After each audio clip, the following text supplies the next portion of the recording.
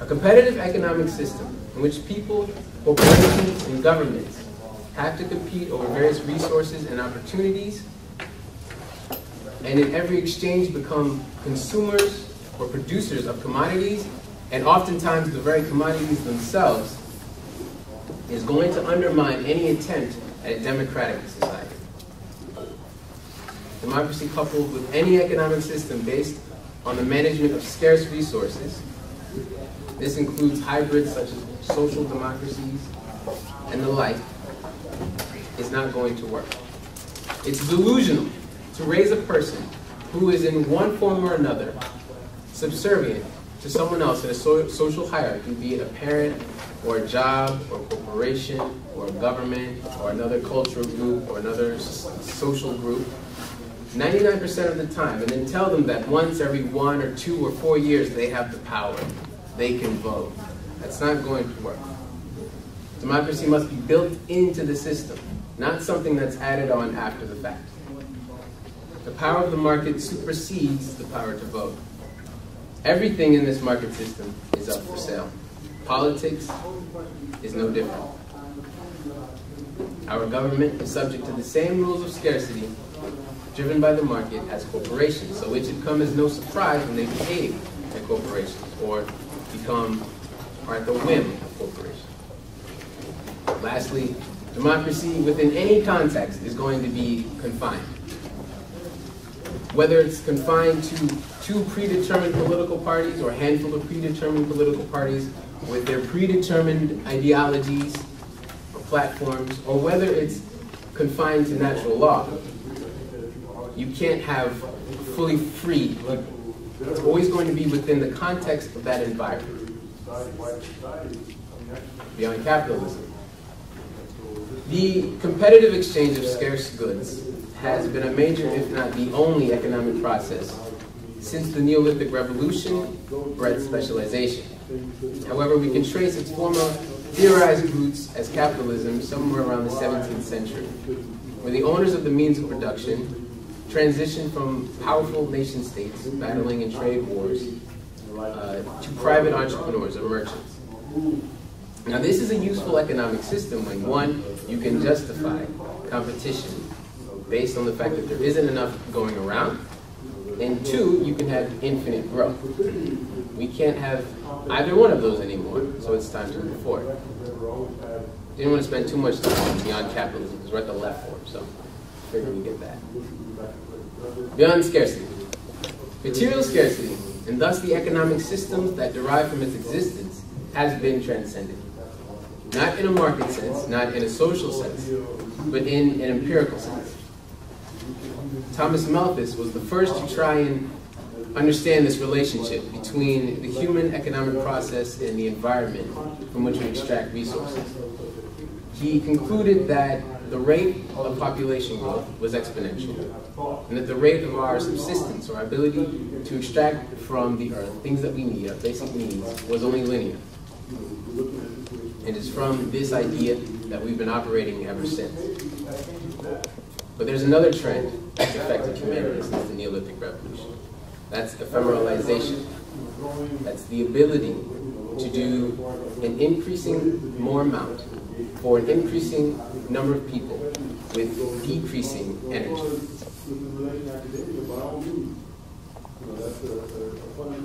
So, whether something is scarce or not is less a matter of how much of it there is, and it is a matter of how we can cultivate it, how we can get it and extract it and manage it.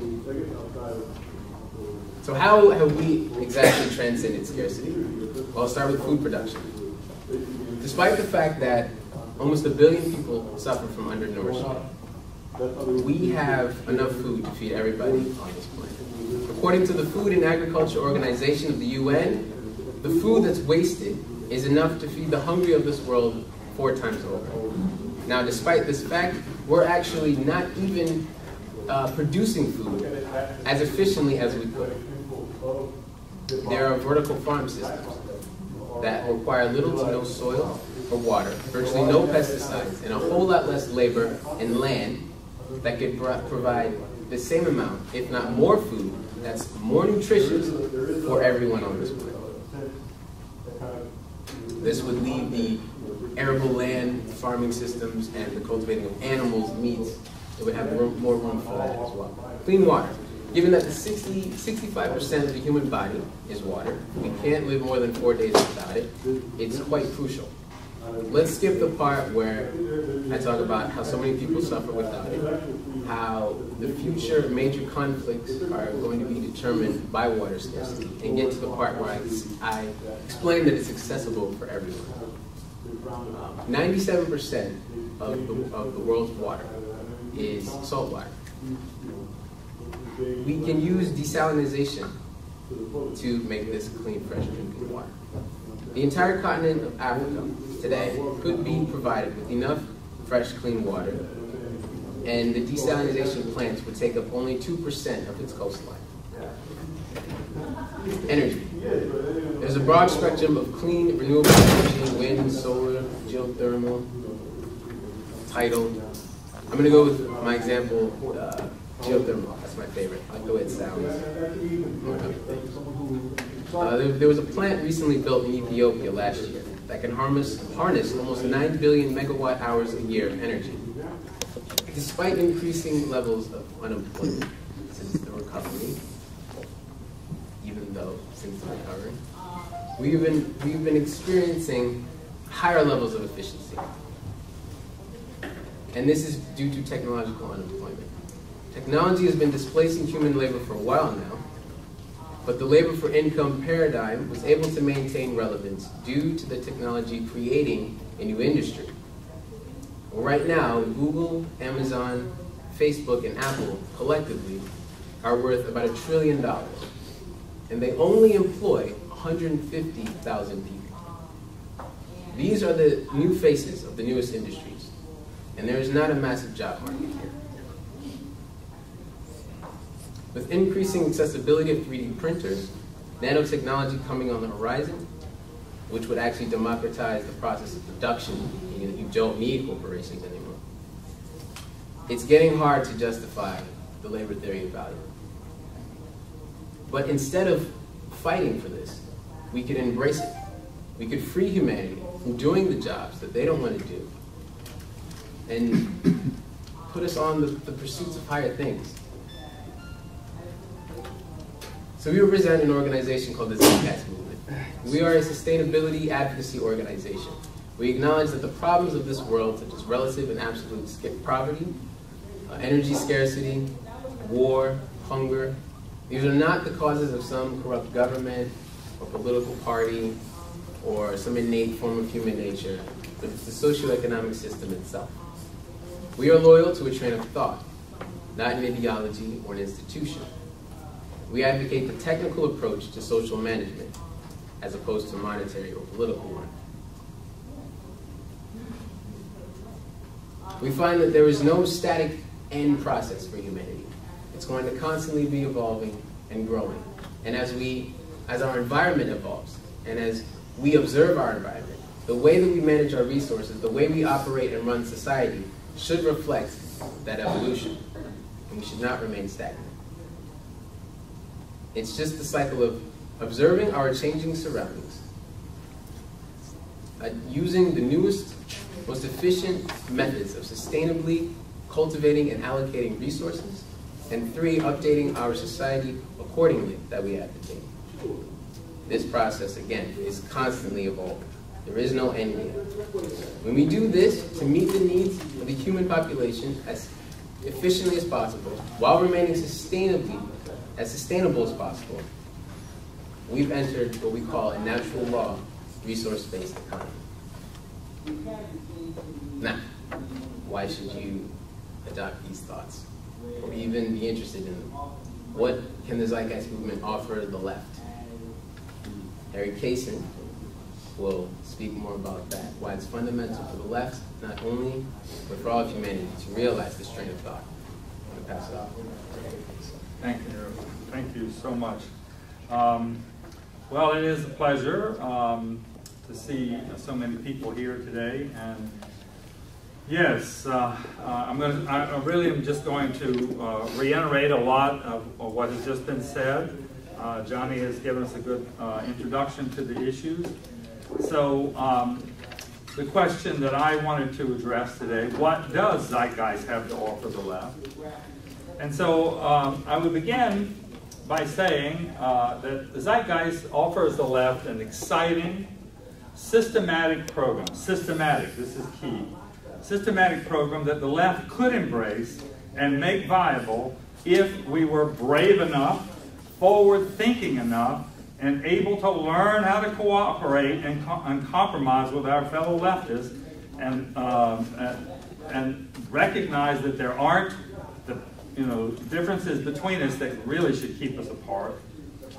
The Zeitgeist program offers a comprehensive, dialectically opposed program. And what I mean by dialectically opposed is a program that is truly opposite, truly the opposite of what we presently live in and under.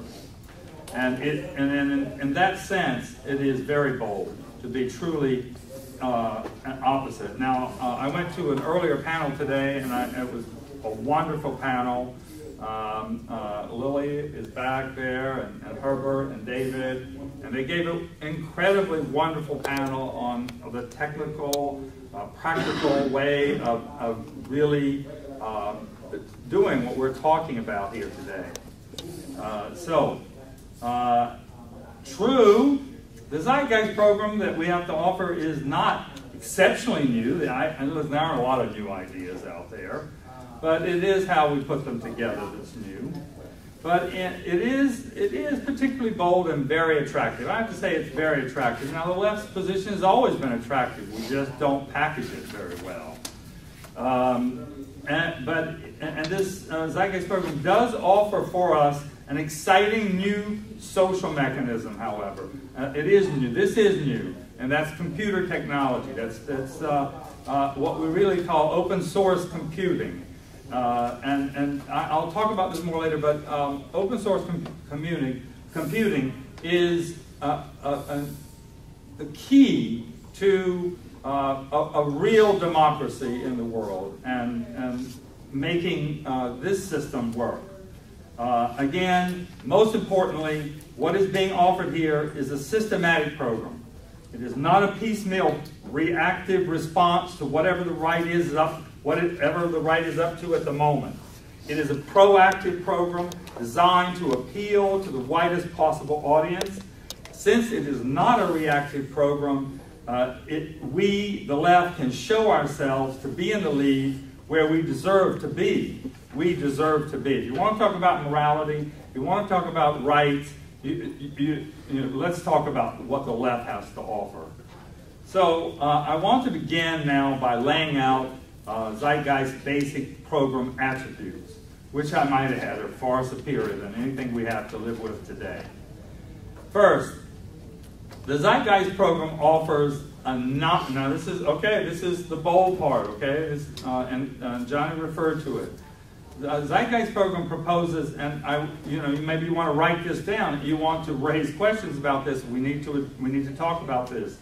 The Zeitgeist program proposes a non-monetary, non-competitive production system that provides virtually all items available without cost.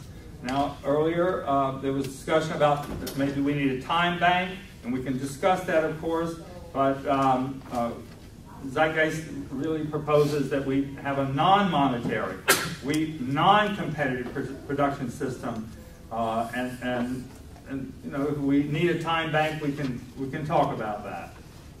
A second attribute, the Zeitgeist program proposes a production system that incorporates or deeply integrates recycling and conservation into our production system, and totally rejects the mindless, unproductive, and destructive consumption that drives our present production system.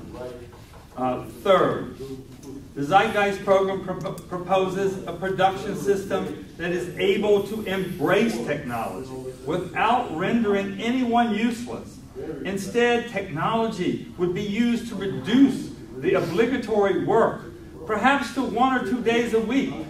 We would now be free to use our minds even more. We can use our hands less. We can decide on how much we want to do that. Use our minds more, our hands less. We might even have a little time to relax, take a little time off. That would be nice. So, fourth, the Zeitgeist program proposes a production system of planning that rapidly and flexibly internalizes scientific advances through open collaboration. Open collaboration and the open source computing system makes this possible, makes open collaboration possible, and that makes democracy possible. But this is really a new development in human development, and it's just an incredible new development for all of us. And this open collaboration could eliminate both the rampant secrecy around proprietary information, which is what the system we have today. Everything is private, private, private, private. So we could eliminate this secrecy around proprietary information and stop all of the bottlenecks that the secrecy creates. This secrecy, it's just amazing how many tricks of the trade and efforts we use to try and to make advantage for ourselves, and to not talking about what's good for the community, but what's good for me. Self-interest. We can get with open collaborative, and we do this because the information, we're able to do this because the information is in the computer system. It is open. It's like a WikiLeaks.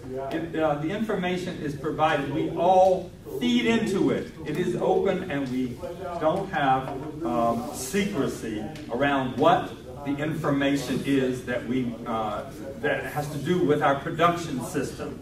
I'm really talking about production. So, a fifth attribute, the Zeitgeist program proposes a production system that jettisons the powerful private interest while advancing public interest. The most incredible thing that we face today is that private interest is standing in the way of what John was talking about, of getting on to renewable and sustainable forms of energy. This is another key, open source computing, and another key is virtual free energy. That is possible. It is absolutely technically possible. And if we got onto this a new energy system, 3 seconds of the sun's energy is what we use throughout the year. Okay, we use 3 seconds of the Earth's energy, the zettajoules that come from the sun. We use 3 seconds of it for a whole year of our own needs in the entire planet. We have so much energy on this planet. Wave and geothermal, solar. We have so much energy, but the energy is bottlenecked. It is owned. It is controlled by others. So if this energy was made available, there's no stopping what we could do. And imagine how much we could save in war-making materials and war and destruction, if we were sharing this energy, sharing the production system and the open source system. So the Zeitgeist program proposes an open source computing system which would eliminate the woefully inadequate and inaccurate price mechanism that we use today. The price mechanism, there's not an economist on the planet that I could imagine would come forth and say that the price mechanism works anywhere really close to what it's supposed to. Theoretically it works, but in practicality, I don't know of any economist who would say that the price mechanism actually works. So, in fact, the open source computing system is an incredible example of what Marx meant when he referred to a situation where the means of production have now outstripped present relations of production. The means of production is our open source computing system. And the present relations of production is the private system, the private production system that we have, where we really can't incorporate the open source computing system because we want to keep things quiet, private, owned, in the control of a few. So if the left could get behind a program like this, let's use the open source computing system. Let's move immediately to energy sources that are virtually free, and we want everything to be free anyway. And if we had free energy, we could make everything could be virtually free, and enormous capacities. We would have enormous ability to produce things if we got the free energy that is possible. Yeah, it'd take a little work, but it wouldn't be all that much. So if we were to do this, we could have a system of equal opportunity and general equality, and democracy could become a reality for the first time in human history. We've never had democracy. It's never existed. We have, something where we get to vote once in a while, but there was a really good panel about deliberative democracy. If you get a chance, you really need to read about deliberative democracy. That's real democracy, deliberative democracy, where people have the time to come together and to discuss. I hope we have the time. I probably need to wrap it up, but I hope we have the time to discuss what democracy might look like under this system that we're suggesting here. So if we were to get behind this program, we could have a system that could, if quickly implemented, could stabilize the planet and save the human race. Now, that to me seems a worthy goal. It's really incredible. We don't have a whole hell of a lot of time left. Meteorologists, scientists who know the industry are telling us that, even some predictions are that we've got a 50-50 chance of being here beyond the end of this century. 50-50 chance of being here beyond this century. This is outrageous. And it's all as a result of the private profit system, the private information system, the private concern system. This is maddening, folks. So if we were to get behind a program like this, I mean get behind it, talk about it, talk to other people, push it, say that, okay, you don't think it's possible, let's discuss it, let's talk about it. So we can have a system of social and public power that rules over private power. It's not to say that there shouldn't be any private power, but we could have a system where private power is not ruling over us. We could have a system where long-term calculation rules over short-term calculation. A system of efficiency through planned production, as opposed to planned obsolescence. My God, we waste so much, it's incredible. Half the world's food production, or 40% of the world's food production, is thrown away because people don't have money for it. This is morally bankrupt of the highest order. So we can have a system of recycling and conservation, renewables. We could throw out this idea of a welfare state, a denigrating welfare state. That's the most disgusting thing I've ever heard coming from the left. A welfare state. We don't need a welfare state. We need production for free for people to have access. We don't need people going begging for anything. This is really outrageous that people have to denigrate themselves and make themselves feel useless and worthless because they have to ask for help. This is outrageous. There is no call for this at all. So I probably need to wrap it up. And there's other people, and I want to have time for a conversation. Our goal here at Zeitgeist is to optimize technical efficiency, meet human needs directly, and create the highest level of abundance possible within the bounds of earthly sustainability.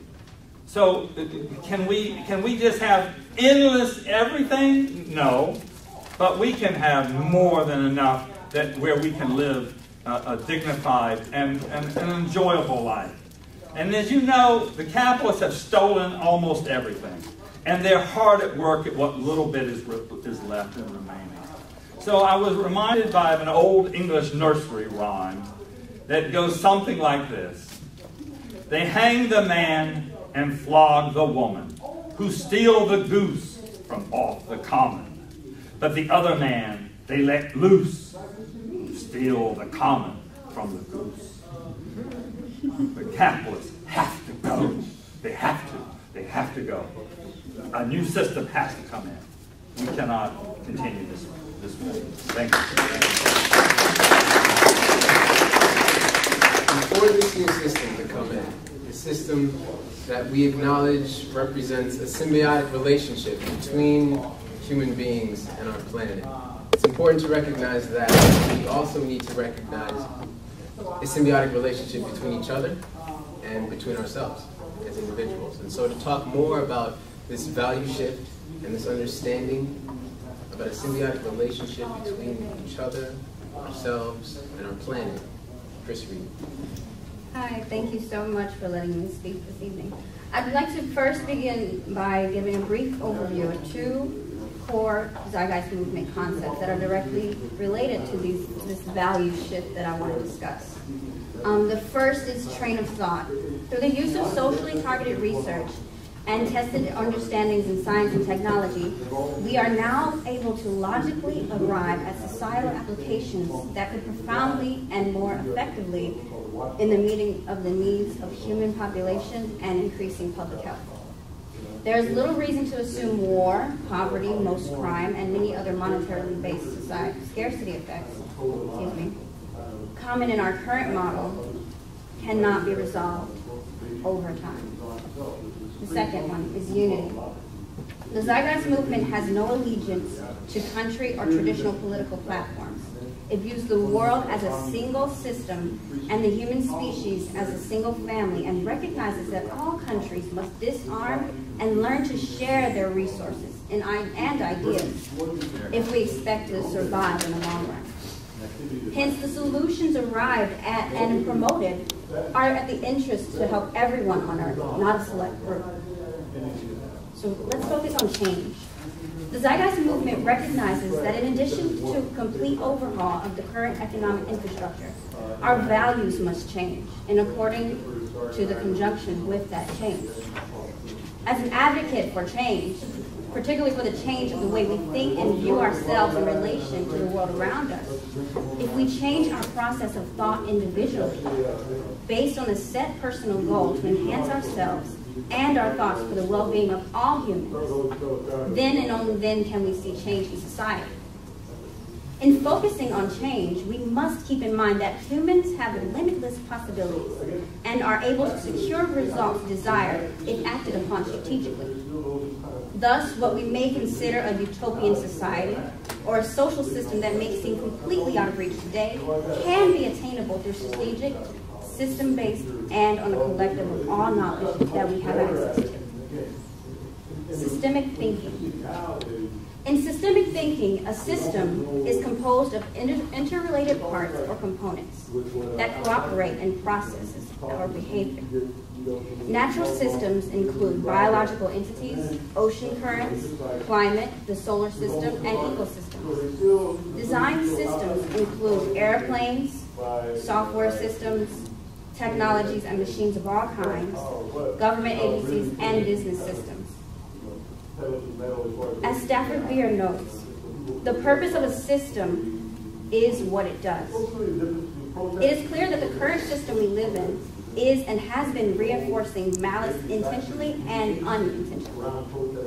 We can see this reinforcement through the results of war, poverty, climate change, and environmental destruction, as well as mental and physical health diseases.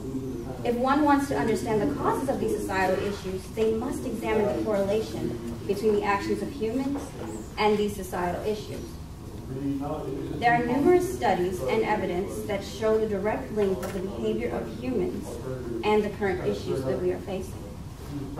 In order to eliminate these effects of the humans' actions in the hope of implementing a more sustainable society, aside from moving to the moon, there is a dire need for each individual to completely reform their thinking and mental action to improve the human condition. The more we acknowledge the mental action in relation to the personal action, the more we can change ourselves and in turn change the world. Because if we want to move to the moon, we would still have to already have changed our behavior and personal thought process to avoid our own destruction. I'd like to acknowledge the spiritual connection, which is the change in that personal thinking by introducing a spiritual connection between ourselves and our thoughts. The term spiritual is and has been a sensitive topic due to its lack of a definitive definition, but I chose that term for this very reason. It is not for or against any definitive way of thought, thus by nature can resonate with many. It also allows for the individual to form their own personal relevance to the subject. However, I'd like to be clear that I, nor is the Zeitgeist movement advocating any organized religion, as those institutions have historically exploited people's desire to build upon the spiritual awareness for monetary and other gains, oftentimes being a part of the cause rather than the solution. In exploring the spiritual connection, this is based on a view that deals with non-religious spirit of humans. Being more interested in the root word spirit, which is defined as the inner self, principles, or motivating force. The spirit or motivating force is needed for all humans to change their process of thinking, based on a set personal goal to enhance oneself and system of thinking for the well-being of all. The set goal must be linear to the promotion of growth and continuous advancement of the human condition, all beings, and life itself. Human spiritual awareness is that self-conscious connection to life and the universe. In essence, humans will have to adopt a systematic way of thought when attempting to change the way humans process their own thoughts and actions. We are all a part of a system, and ourselves, we are systems. Let's connect the dots between that systems thinking and the spiritual connection. Through the connection, we can use all the tools that humans have, all of which we know about society, human behavior, the environment, and the universe, to apply that knowledge strictly for the advancement of the entire planet and every individual inhabitant. We can no longer assume that one way is the right way. We must consider everything. In considering everything, I'd like to mention symbiosis. It is the interdependent relationship of everything. When we consider interactions that link these perceived categorical systems together, we find a connection of everything on a societal level. This system interaction understanding is the foundation of likely the most viable perspective for true human sustainability. The human being, like the tree or the earth, on the surface appears self-contained. Yet without oxygen to breathe, one will not survive. This means that the human system requires an interaction with this atmospheric system and hence a system of oxygen production. And since the process of photosynthesis accounts for the majority of the atmospheric oxygen we breathe, it is our advantage to be aware of what affects this particular system and to work and harmonize our social practices with it. The goal is a sustainable production of growth and a human condition. Promoting growth. We can only move forward. The human condition must advance, so why must we continue to reject the eternal advancement by continuing in a manner in direct opposition of that advancement.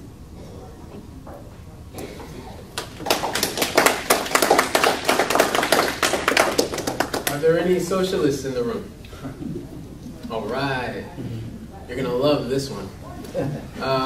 Saul Marcus, a member of the movement, was a former socialist, and he would like to talk about the relationship between socialism and a natural law resource-based economy and what the two can offer each other, if anything. So, Saul Marcus. Yeah. This is going to be a Marxist presentation. I'm not critiquing Marx. I'm just explaining concepts in the Zeitgeist movement using Marx. Just before really getting into it, if you walk around here today, one of the things that you would see is people advocating a minimum wage of $15 an hour. So are you all aware of that? It's like, how many people support that? Right? Everyone, right?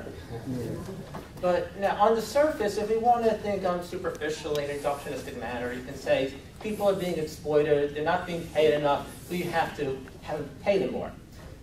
And within a narrow context, within that truncated point of view, that makes sense. These people should be paid more. And yes, I support a minimum wage of $15 an hour. However, we're going to go through this analysis where we step back, we're going to see that paying people more than a minimum wage will not do anything whatsoever to really affect the core systemic problems within our system. We're going to start this very simply. Down some very basic Marxist terms. This is Marxism 101. So there's not much here. The goal of the capitalist is to take money, turn it into a commodity, and then sell that commodity for more money, right? That's like the most basic Marxist equation. And within this is two things. There's different values. There's a use value, right? That's the actual use of the object being made. And then there's the exchange value. That's what it's exchange value. So that's what it's worth. There's also something called price, which is different than Marxism, but we're not going to get into that. But the idea is you say, what? That's because it doesn't work. Yeah, it's outside the scope of this. In the use value, you can have something that has a, you're supposed to make something that has a use in the physical world, like linen. Anyone know where I get that from? So this is what the capitalist is trying to do. But we have certain problems when we use advanced technology, and certain things Marx pointed out, certain things just were not around in his day. Marx was not writing in the age of automation. Now, one thing that happens is the capitalist is compelled by the system to try to make things cheaply in order to compete. So you want to use technology to produce more. But there's some certain problems with that. One of the contradictions of capitalism is when you produce more with less, the price, the actual exchange value decreases. Because Marx went into great detail to show that the only thing that really creates exchange value is human labor. And that's the basic labor theory of value. That when humans labor, that endows stuff with value as long as it's creating something that's socially necessary. So socially necessary labor increases value. But something else here is kind of what happens when advanced technology is removing jobs. We're going to talk about technological unemployment and what happens. Because as much as the capitalist is trying to use technology so you don't have to pay people, the only way the capitalist can make any money is to exploit labor. Because the only thing that creates exchange value is human labor. So the capitalist is compelled to come up with ways to get people to work to exploit them. So we can use different examples to start showing problems that come up with advanced technology. If it's 1860 and people are making linen in a factory, they're making something with an actual use value. Now, linen is just going to wear out on its own. You're making something that's going to be depleted. So the capitalist just has to figure out how to get people to work. To make the linen, you sell it, and this machinery is running. You don't have to worry so much about what if the linen doesn't wear out. But what happens if you have advanced technology, so the product you're making does not need to wear out, that it can last 100 years? Obviously, the capitalist has no incentive to do that, because then you can't sell it again. If the capitalist produces something that just lasts, well, then you can no longer exploit human labor to sell it again.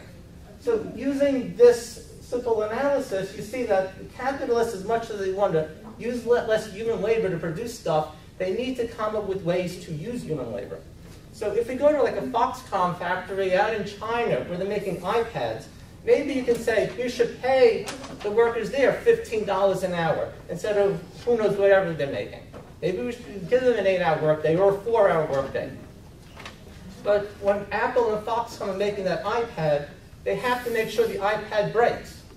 Because if the iPad doesn't break, that means that you can't hire those people again to make a new iPad in 2 years. Because if you're not exploiting those people, there is no profit. Now, when we go into this thing with use value, this is where our system is really going to start to break down, and then we're going to show how stupid our society is right now and the types of things people are doing for work. Because the dumbest thing people ever say is that we need jobs. That's the most asinine thing in the world. So if we go with the iPad, remember and this is just going to get dumber and dumber, the linen has a real use value. Now, they both have exchange values. The capitalist does not care about the use value whatsoever. The use value is meaningless. The only thing that matters is producing something with an exchange value. Linen, shoes, a bicycle has an actual use value with reference to the physical world. It's a real thing. If we take something like an iPad, whatever, you can say, oh, that has a real use value with reference to the physical world. Yes, but if you can make an iPad that just lasts 100 years, you don't need that labor anymore. So what's the rationale in giving people jobs making something that's going to break in 2 years when you can just make it and have it last 100 years? So we can see that the labor isn't needed. So it's nice to give people more money, pay them better, they're not going to be exploited as much, but they're still in a system that's inherently exploitative. But as bad as the iPad is, with the intrinsic obsolescence, let's go to dumber jobs. Because what our society is doing right now is in this hyper mode, creating bullshit for people to do in order for the excuse of having a job. And then I want to point out where I'm not really a socialist. I'm a Marxist, but I'm not a socialist, because it drives me crazy when people will start trying to use 1860s models for current technology. So let's say the product isn't linen, it's not an iPad, let's say it's a commercial. You're producing something for TV because you want to convince men that if they buy Coors beer, they're going to have sex with lots of women. And the people at the advertising agency, the people behind the cameras, the people writing that stuff, the people doing graphic design for that commercial, to make that commercial, they are all producing a commodity that has a use value and exchange value with reference to selling people beer based upon psychological manipulation. But when it comes to the real physical world, and what type of objective things do people objectively need, there is no physical reference for a commercial selling beer on TV. There's no reason why that should ever be created. So going on and saying that these people who are making garbage that has no use value except within the system of capitalism, what's the point of that? Use values should be things should be made because there's a real use for them, not because it's part of a game. If you look at the jobs that are being made, there are whole sectors where the only reason why there is a use value for it is because we're in capitalism. And if you look at prisons, what's the use? There's like a commodity is creating a prison cell. Why do you create something like that? So the idea that we have to pay people money to create use values that really shouldn't be made in the first place, that's the absurdity. And when socialists go on that the working class needs to do this and needs to do that, within the narrow context of working class struggle today, can emphasize that and we can support it. But the drive has to be to take an evolutionary step somewhere. The socialist, that's fine, but if you have a socialist who's is not focused on socialism, or however they want to define it, but they're just focused on making life better for people within the current system, then where are you going? Because the $15 an hour minimum wage, as much as it helps people, it's really, it's not going to change anything. And I hope that maybe this made sense if people are familiar with Marx. Do I have anything else? I think, that's about it.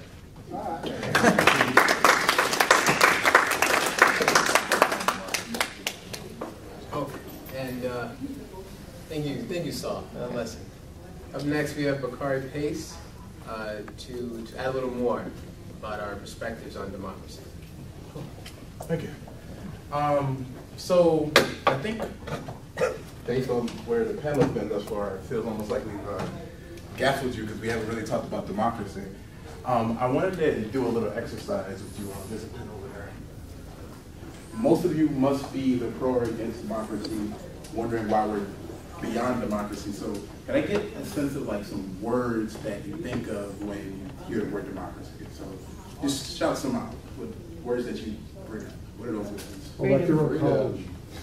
Electoral college? Who said that? Electoral college? Okay. People power. Legal power? People. People power. Freedom.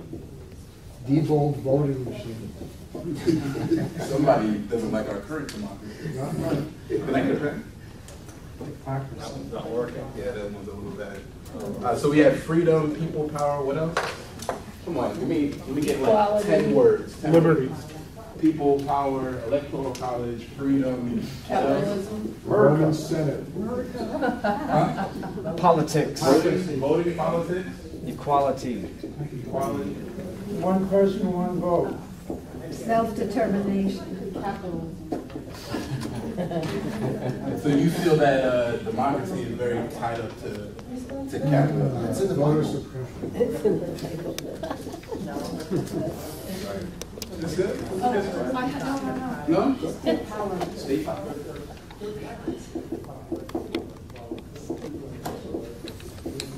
So,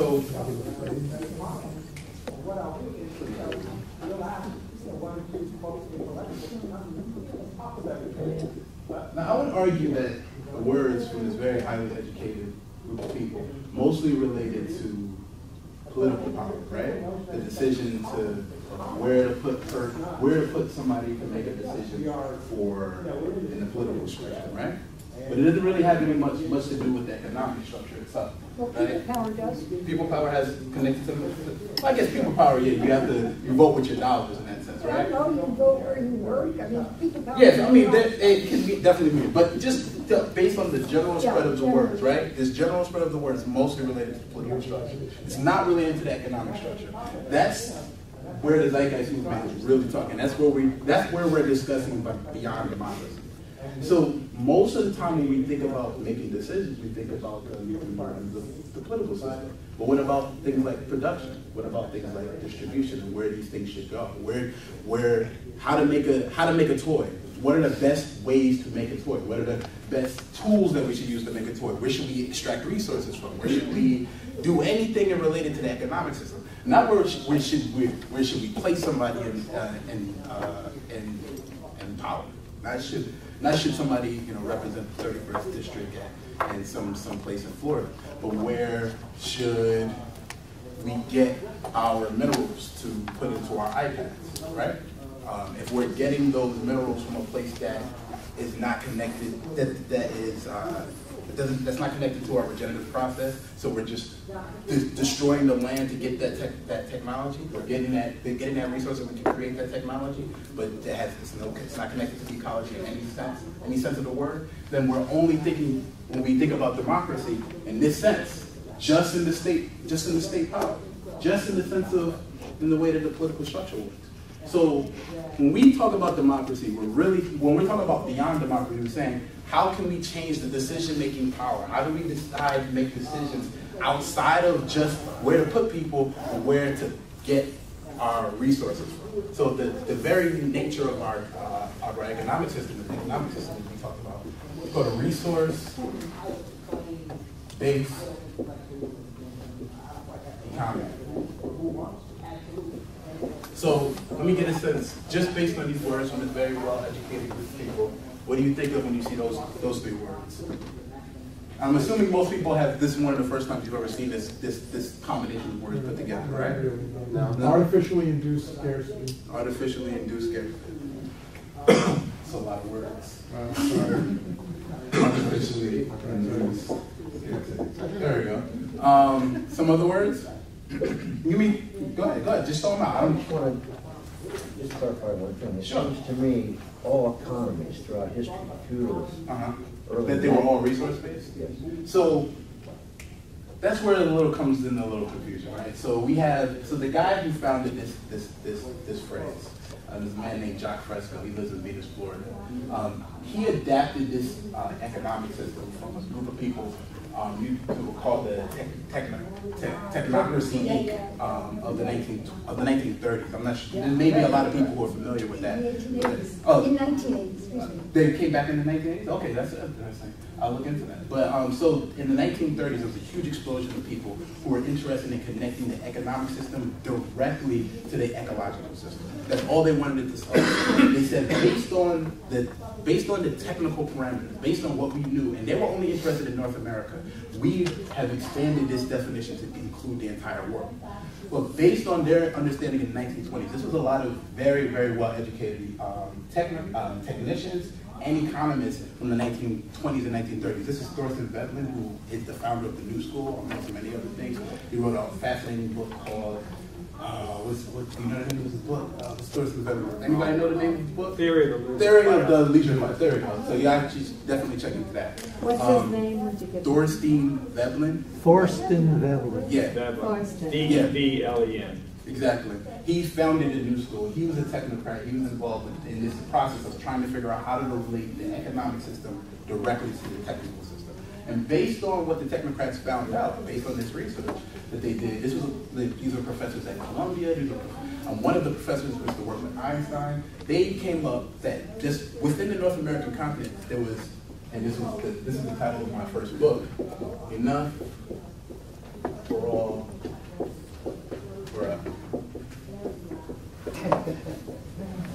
They figured that out in 1930, just in North America, based on the technology of that time. Now, 100 years later, we're not living in a world where we relate our economic system to our social system. Excuse me, we relate our economic system to our ecology. We don't have that symbiosis. And that's what the resource-based economic system is about. One of the very big words phrases that's inside of the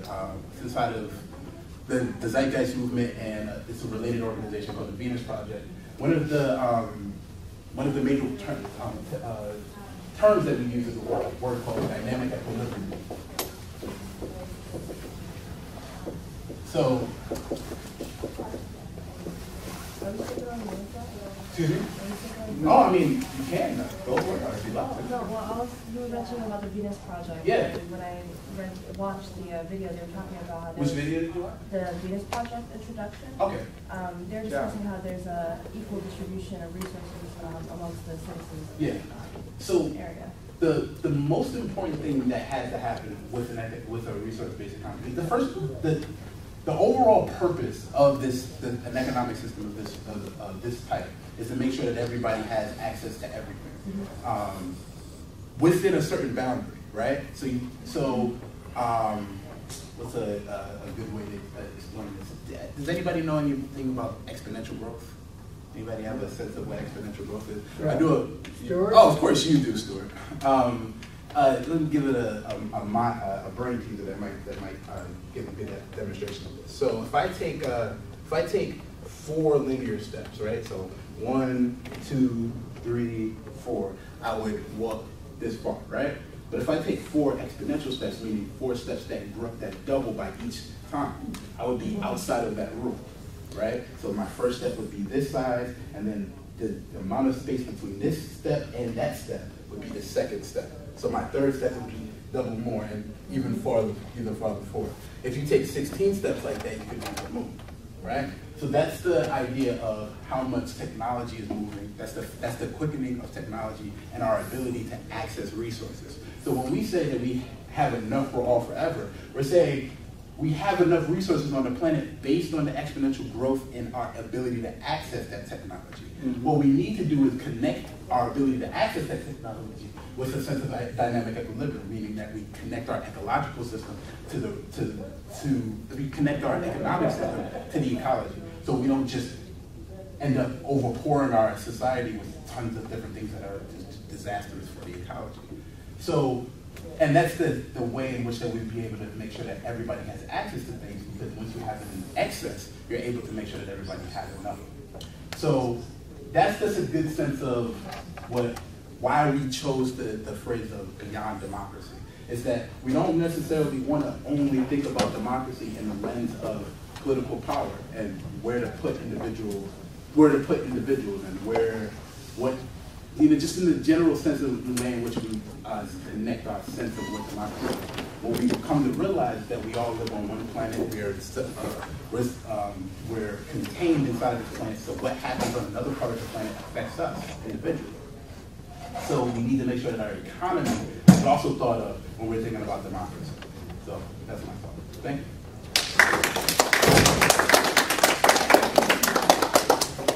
Now we'd like to open it up for Q&A. You can take maybe 2 or 3 questions at a time. Go off for 4 questions, and then the panelists will get to them. Wow, let's start with Jordan. To Saul. So, if one temporarily allows the possibility that the labor theory of value is not necessarily a given, just temporarily, why, once we realize that automation can be constructed to learn from and even to learn from human behavior and essentially replicate it, including the ability to make errors on a random basis. So given that, why would human labor be necessary to create the value structures you mentioned? I think, strictly speaking, if technology increases according to this, the actual, what the exchange value should be of commodities would actually start to kind of approach zero. And you'll find other people talk about this, that the price of goods really should approach zero. What you end up having is then the capitalists would institute artificial scarcity to keep the price of goods up. And that's artificial scarcity could take the place of intentional obsolescence, even though it's machine produced. Yeah, Okay, yeah. good So, enough. Thank you. Thank you. I have a couple of kind of overview, broader questions. I mean, one is, I'd like to hear a little bit more about kind of the roots of the thinking, what are some of the sources that have been pulled together, or over what kind of time frame, that kind of stuff. As well as geographically, I'd be interested in where the ideas are coming from.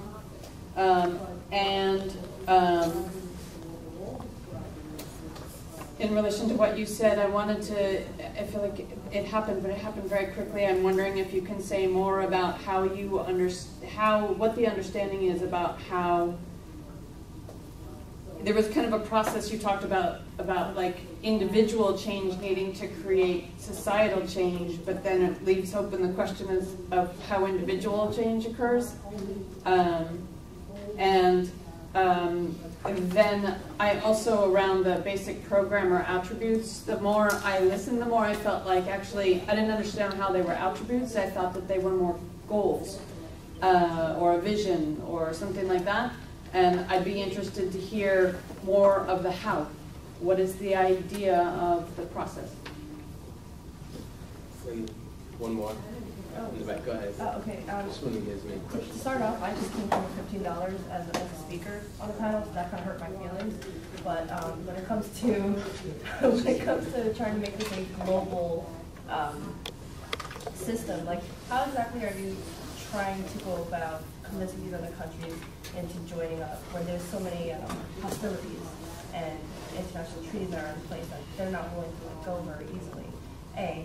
And B, the second question is that there's actually a lot of smaller communities built around a country as it is that are creating permaculturally sound systems and using these other like aquaponics and vertical growing and all these systems that are already been introduced through many of the studies that I'm sure you guys have already read. But the question is like, how do you go about convincing these people to join a larger system when a lot of them have already created these community, smaller community-based systems where they're not willing to just jump on board with a larger system that you're now trying to introduce and then try to create that into an even global thing. Like, how would you go about convincing people that this is possible? one quick one, based on what she said, where she is, the how. So this is a very broad estimate, but the cost for 17,000 desalinization plants would be in the area of approaching 2,000 trillion dollars, since they go for roughly between roughly 500 million and 1.5. I'm sorry, 15. They can cost about $20 billion a piece. Is that correct, or is that overstated? Crossing the order of about $1 billion. So it's about $1 billion. So 500 million to. All right, so I'm off. So it's still a pretty expensive venture. So that's really the question: where that comes from, where that influx of capital. Under the present system, yeah, it's a lot of money. Yeah, exactly. So Not a lot relate of back to money the how. under the Zeitgeist system. That's not my question. I have a different how question. Yeah. That's right, but it's another how question is what I mean. Do you want to take a question about like the root of the movement, The and timeline? sources and stuff? He's a great historian. Oh, sure. So you have a bunch of people for at least in the early 1800s who were concerned about ecological problems and economic problems, but they weren't really dovetailing in any kind of way. And then around the 1920s is when you have Technocracy Inc. really come into it has this huge explosion, but only for 1 year. I believe it's 1933. In 1933 they were founded, and almost immediately they had a harsh reaction. A lot of Marxists came out that were very against them. A lot of people were very against the Technocracy movement, but it got a lot of underground coverage, especially in the New York area. So that's where it was founded, in New York City. It was founded by a man named Howard.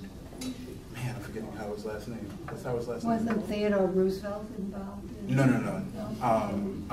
His first name is Howard. If you type in Howard at Technocracy, He you'll also find it was immediately. involved. He was? Well, I believe he was very concerned. This is my first appearance. Okay. So, Howard was a close friend with Thorstein Veblen. They had a lot of arguments around this time about how the society should be operated, but they were mostly only considering this in the context of the Great Depression, because a lot of people were trying to find answers to the Great Depression, and Technocracy Inc. was proposed. And one of the major reasons why it got so much attention was because they were willing to say democracy is not the best way to operate the economic system. The capitalists have completely messed up what we need to do is transition and give let the decision-making process happen through science and happen through over the guidance of technicians. A very young, maybe 14, 15-year-old kid from Brooklyn heard about this idea. His name was Jock. He was really impressed by what he heard, and he took the idea on, he kept it, and he kept interacting with Howard and many of the other people inside of the organization. Around 2008, that 14-year-old was 94, and he had an opportunity to be interviewed by an impressive filmmaker named Peter Joseph, and Peter Joseph put him in his film, and as a result, him and his organization, which is called the Venus Project, got a lot of attention and probably the cause for why we're all here today. Howard Scott. Howard Scott, there you go. One second. So, and then you in the back. What was your name? I'm sorry. Rain? Well, we didn't get all the questions. Answer. No, I'm answering the question. Oh. She had a question. Thank you for that question. I've spent the past maybe 2.5 years researching this information. And I realized very quickly that I'm going to have to spend the rest of my life trying to make that information resonate with various types of people and cultures. I was in Uganda a couple of years ago talking about the movement and trying to explain it to her. And she just kept telling me that this sounds too Eurocentric. It's just too Western, too Eurocentric. And it was probably my fault. I mean, obviously there's nothing Eurocentric about, you know, taking an inventory of the world's resources and then trying to extract them strategically to meet the needs of the human population. But maybe it was just because the narrator was a white voice, like the models of Jacques Fresco were white people, and it sounds a lot like imperialism. You know, it sounds a lot like a Western culture imposing their ideas on indigenous people, which has been happening for hundreds of years. You know, that's what she said to me. And I realized, man, I have to go back and now I need to research how to articulate these ideas. So, you know, if you want to add to that, great. You know, thank you. I don't have the answer just yet.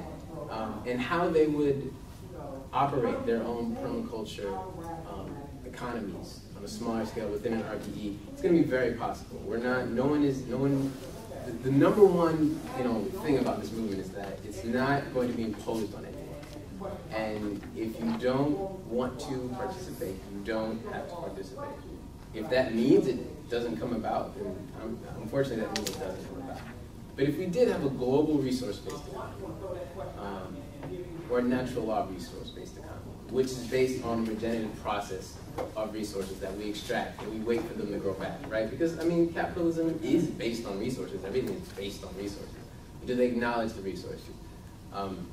If they're in a global RP and they want to have their own communities within that, that's going to be perfect. Right? It's going to be perfect. I know that.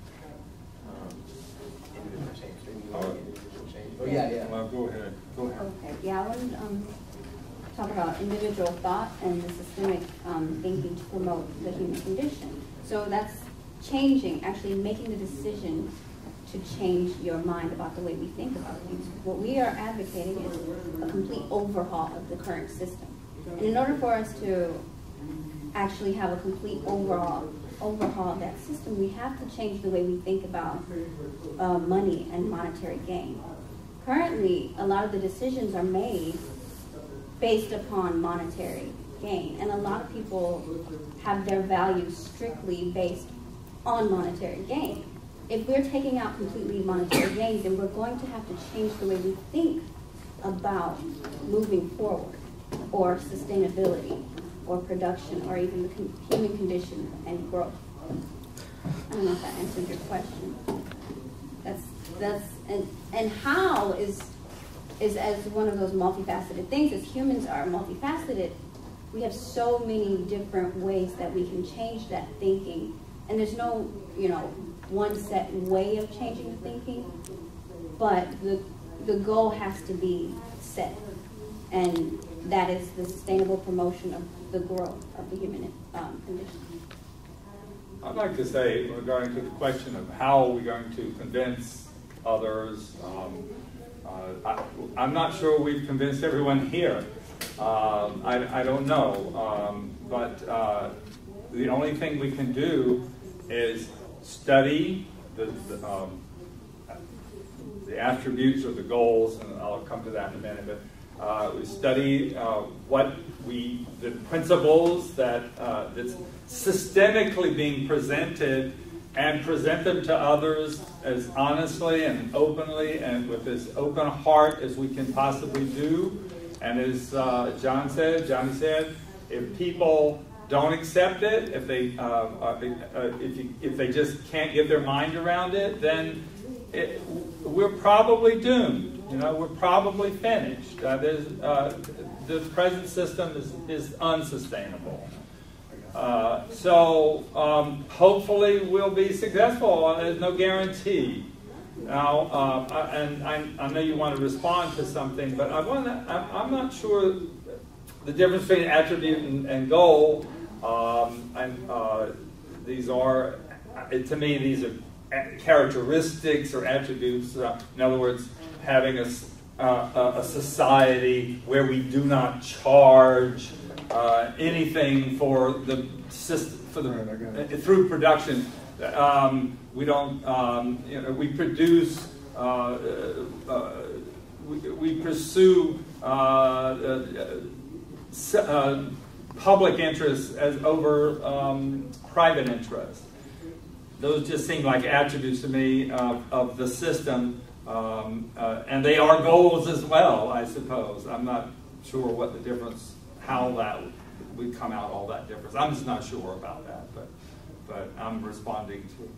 But I know you in the very back wanted to respond to, I think, everything else was being said, and can I just say that you would be next, Herbert, and then you? I can totally wait until after. Oh, okay, so who, go ahead. You want me to go now? Well, Herbert wanted. Go ahead. Herbert, you want to go? Can I make a few comments? Sure.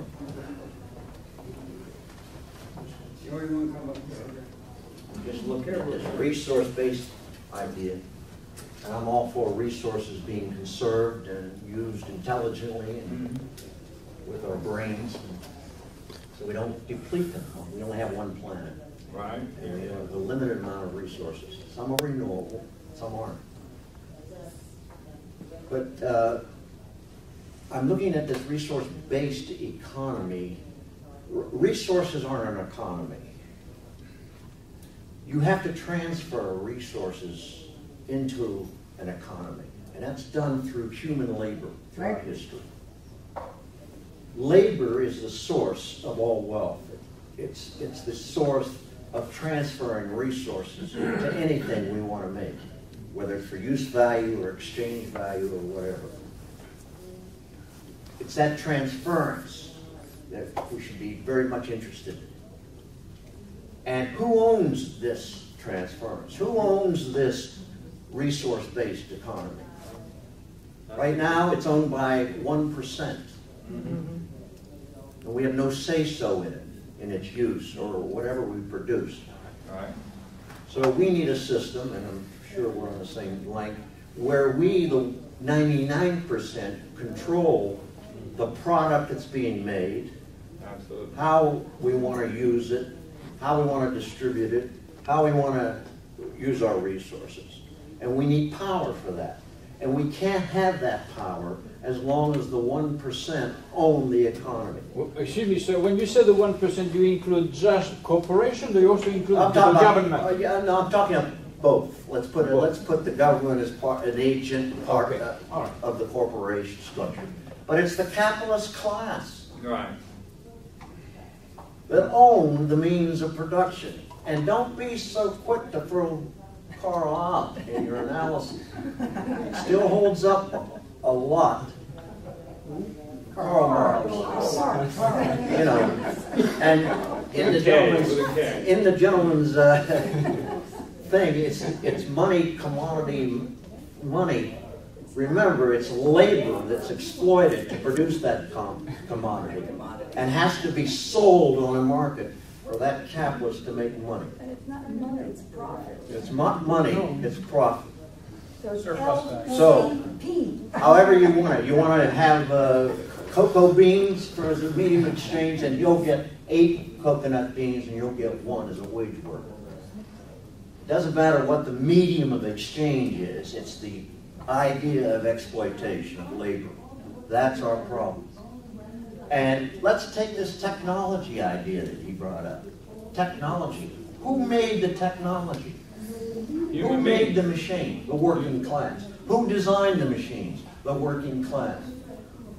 Who designed the machine before that machine that made that machine? The labor power, your labor power, my labor power, all of us is mental and physical. We weren't rewarded, as Marx said, inherent in every technology is the past labor. The latest gizmo is past labor, past energy embodied, congealed into that object. Excuse me? What's your question? My point is that we need a system that we control the product that we produce.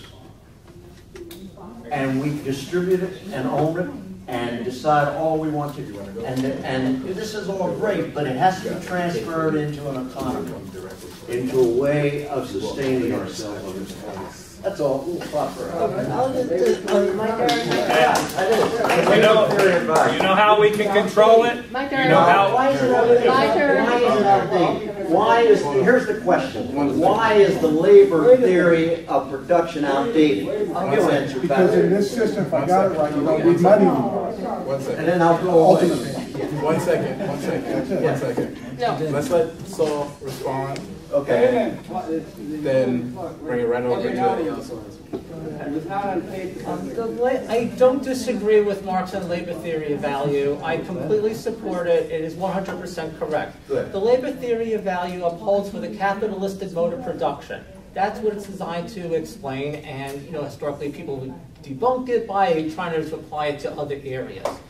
When Marx wrote at a time where he did not have to consider certain factors. I don't want to throw out the labor theory of value, and I basically agree with what you say. What I do want to say is we need to add in certain factors that Marx didn't have to consider, and that unfortunately I think many socialists will just repeat the strategies going back 150 years. Of course, I agree. We have to bring it up to date. Yes. We have to apply that to our conditions. Yeah. Just a couple of what Marx specifically did not have to contend with. Automation. He knew technology was going to get better, but no one back then had any idea what was going to happen with computers. Robotization. All right, let me just answer one question on that. Robotization today. We have robots that make cars. We only need one guy up there to push a button. All right. What happens under capitalism when we have robotization? We lay off workers who go on welfare, can't buy anything because they don't longer receive a wage. But in a real, true economic democracy where we own all the means of production, How do you get that? wait a minute. Let me just say this. That technology would not.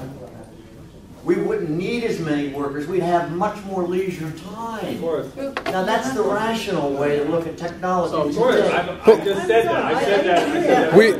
I can't rebut. I totally agree. Okay. All right. So the individual has a private property, corporate share of a robot that produces, you get money. So let's make everybody a private sector owner of capital and means to form capital to give everybody ownership as a way to distribute. Well, why don't we just socially own it? Why don't we just socially own it? I'm sorry. This is a facilitated discussion, and they're running it. Okay. Yes. It's all right. All right. I had some comments. It's okay, but I had some comments.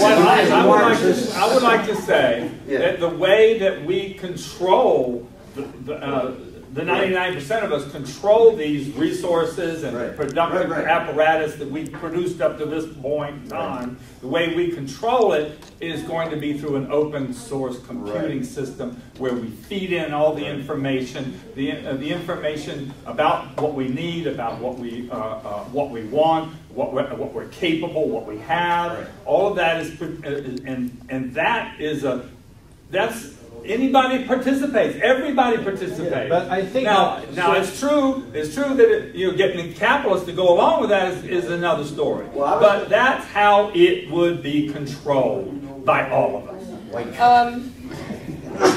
The only way that you are going to have anything sustainable is to get all people involved in the decision making. If you have a program that you decide is going to do that and you go to impose it, it's never going to work. Absolutely. Ever, ever, ever. Absolutely. And what he's saying is fine and right about labor, but you have to start at the planning. You can't have anything already planned. You've got to be flexible enough to say, okay, and listen to every single person. You gather groups, you get focus groups or consulting groups or whatever, and you get them grassroots, and you organize and you organize and you organize. Absolutely. Because that's the only way that it's going to work. Because you cannot impose, you cannot say that this is going to work, because it won't work until everybody buys into it. Every single person along the way. And it's really hard. It's really, really hard to do that. Yes, I think knowledge is power, and there should be, in order for to have a democracy at work, there must be enough power, especially from the bottom up, to have the knowledge to be able to effect effective change, but also there must be a collective, enough people like a laser, enough people, a group, get together to have to to be able to effect their decision to the people with the so-called upper management. No, people have to be engaged. If people are not engaged, we'll get nowhere. Nowhere. I feel like we're still forgetting the essence of what the panel is about. The reason why it's beyond democracy is really to talk about a different way of making decisions. That was the whole purpose of why democracy is being put on the table as a question mark, or why we would want to discuss going beyond it. And that was the reason for why I did the exercise up there, where I pointed at these are the way in which that we define democracy. And that's a very good, actually very good process. What you just did was a very good process, and it's a way to begin your grassroots organizing everywhere and pull it out. You pull it out. You cannot impose anything. Absolutely. You cannot. Otherwise, it just gets destroyed in the process. Everybody gets upset. If there was a goal that I had really it's probably wrong for me to put resource-based economy or enough raw for economic and that curriculum. It was really to point at a decision-making process that is beyond democracy, and that's in the realm of science. Science is a very strict way in which we come to discover answers. We first make an hypothesis. We think that this is going to happen. Maybe this will happen. We start with an observation, and then we get to a hypothesis. When we have a hypothesis, we make an experiment. After that experiment, we make a conclusion, and then after that conclusion, we observe that conclusion and make another hypothesis on top of that. That's the very essence of why we said beyond democracy. That's relating to the building of products. So, for instance, who makes the decisions? Scientific method makes the decisions. We make the decisions we make a decision on what's the right resource to use in this context based on what science has given us as an answer. We use that as the very underlying structure for how we consider making decisions. Why it's built, it still goes back to the scientific method. All of these answers come back down to the scientific method, and we use that as our what's the word? Methodology.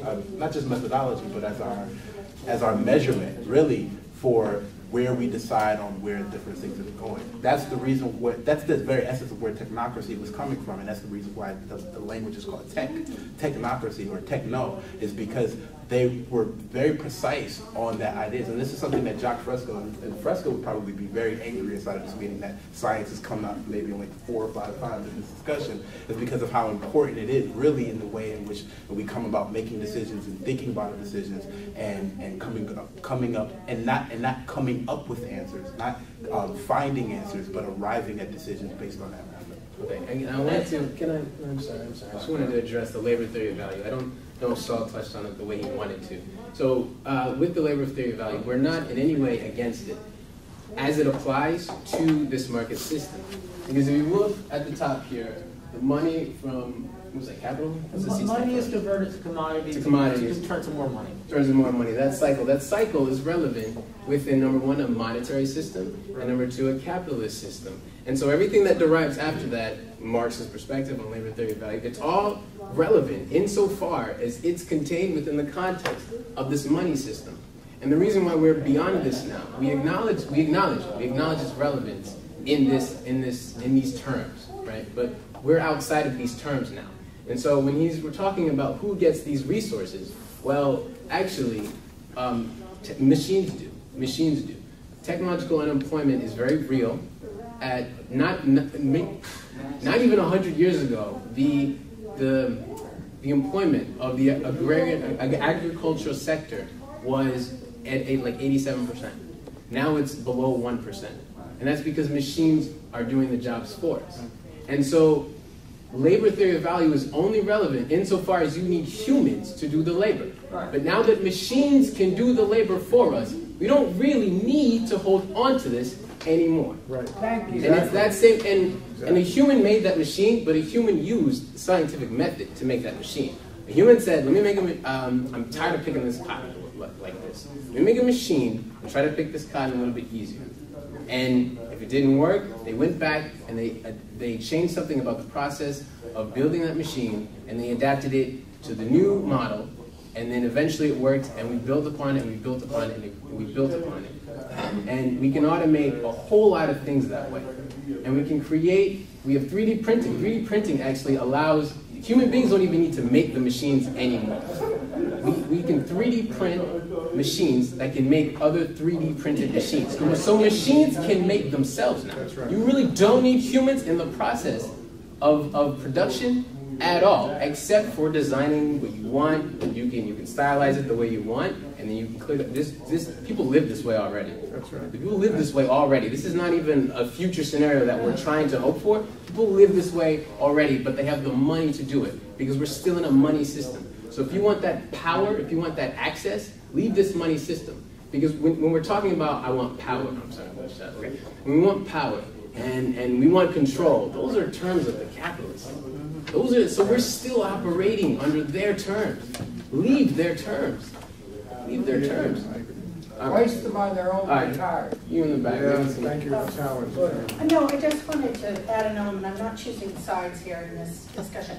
I think it's very interesting what you're posing and trying to get people to kind of move out of the market economy and that they've lived in, grown up in capitalist time. But I just want to correct a point in a way about Marxist analysis, which is that the MCM, M doesn't just stand for money. M stands for ownership.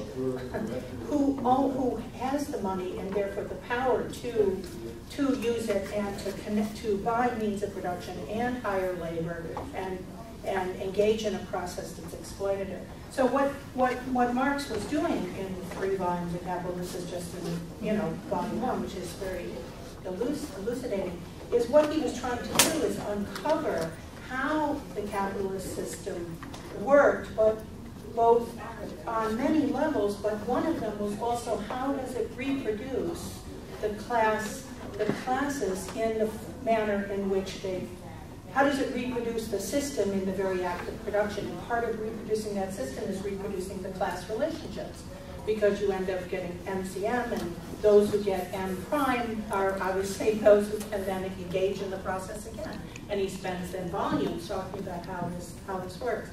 So I guess my take on the zeitgeist is that the next place to wrestle with in the analysis and to move toward is, in terms of moving toward the goal you want, is to wrestle with the question of power. The resources that we have today, we are engaging in resources where they are owned, they are controlled, the Amazon, the air, the water. There is a group of people that own them around below, and they're not going to give up on them easily. It's still a political problem. Well, so we have to wrestle with the question of the existing power and how do we battle with that. So, I mean, it's important to have a vision to go to it. There's a really fascinating book that came out recently called Zero Marginal Cost Society. It was written by a really awesome author named Jeremy Rifkin. I don't know if many of you have heard of it. And he talked about one of the major reasons why the society that we talk about is a bit more practical to discuss at this time period is because of the accelerating, decreasing cost of goods and services around the world. One of the things that Jeremy Rifkin says in this book that is really fascinating is that this is happening as a result of capitalism. Capitalism is eating itself up, and it's making it possible for everyone to have access to everything on the planet. I think that's really going to be the trend. He argues that this is something that's going to happen by mid-century. He says by mid-century we're going to see almost a side-by-side economy, an economy that one works on for the capitalists as a capitalist society, but another one in which all goods are just freely accessible. And that's happening in the digital medium right now. So there's an entire economy of goods and services that move around inside of the digital, on the digital platform, but they don't have any costs associated with them. Access to films, access to exactly, they collective commons in that sense. And we're creating different relationships and ways to monetize those, but just outside, but it can't be done inside of that particular commons. That's also transforming into an Internet of Things, where things themselves are actually moving into that same paradigm where things become cheap. on things and then accelerate towards zero in terms of the actual cost. There's another book called Free by Chris Anderson where he talks about this. He has a little bit of a discussion about whether or not it can result in the utopian type of society that we discuss, and he actually talks about it very much at length in the book. But he at least recognizes that there is a bunch of stuff that's on the horizon or currently here that is accessible and accessible for free. And that points to the how. I think Vance might point to this as well. That John will point to this as well. That the transit, like whatever we posit, and this is also in that plan. Whatever we posit as the way that we want to see the world. I think like I have friends who were Black Panthers in the '70s who were doing like awesome work, and they thought that in 10 years that, you know, whatever the Panthers' mission was, the 5-point plan, they thought that was going to be in existence in 20 years. They had no question. They were like, of course, we got this planned out. This is going to happen. So it's and the technocrats, in the 1920s, it's 100 years ago, and we still don't see what they were talking about. And you have Marx in 1860. This is like almost 200 years since he wrote, and we're still not seeing the fruition of, you know, of the plans in which he wanted to see. So it's like, it's obvious that plans aren't going to happen, but we can look at trajectories. And the trajectory is that machine automation and technological unemployment are happening. Those are real trends that are happening. But they're also relating, they're also democratizing their benefits. They're also making it possible for people who are in the lowest parts of the world, who don't have, you know, access to all types of things, but, you know, they have access to a cell phone. They have access to being able to, you know, get to the market, sell goods through the online avenues that they have. So it's just talking about, basically in that sense, it's just the trend. You look at the trend and you see those things. He's had his hand up for a while. So, I mean, being a guy that's kind of followed up on this movement for a little bit of time, something that I've kind of wondered for a while, and I haven't really heard you guys articulate it yet. What, if anything, is being planned right now to go ahead and put this into action? You know, as the phrase goes, the proof is in the pudding. You know, when do we get into cooking time, so to speak, and what's going to be involved with that? Also, too, for Harry, you mentioned a lot open source software, and I was wondering if you were conflating that with free libre open source software that isn't owned by a corporation, isn't subjected to legal licensing and owned. Most people do when we think about, and it's a problem. Richard Stallman and many other people in the free software movement, they really want to make you very clear of the distinction between free software and open source. Open source is owned by corporations, and they offer that license to you to be able to move some things around. But if you make a mistake on the license, you can be charged, you can be sued using open source technology. But then there's free software, which is completely accessible. You have access to that technology. You're able to move around the licenses. And I thank you very much for bringing that up. Yeah, no problem. And then as far as that's what I was referring to, the free software access, but it works in an open source capacity. Okay, and then as far as like actually moving into it. So then you have people some individuals who have been like on the process of trying to see like how to push a transition. So for me, I've been at the United Nations in the Division of Sustainable Development, trying to push different whatever I can do, having conversations with, you know, very high level UN officials on that level. I've been to the Council on Foreign Relations, had conversations at CFR. But at this point, you know, I'm just the guy, you know, I'm just a normal guy who's living his everyday life trying to push some things happen.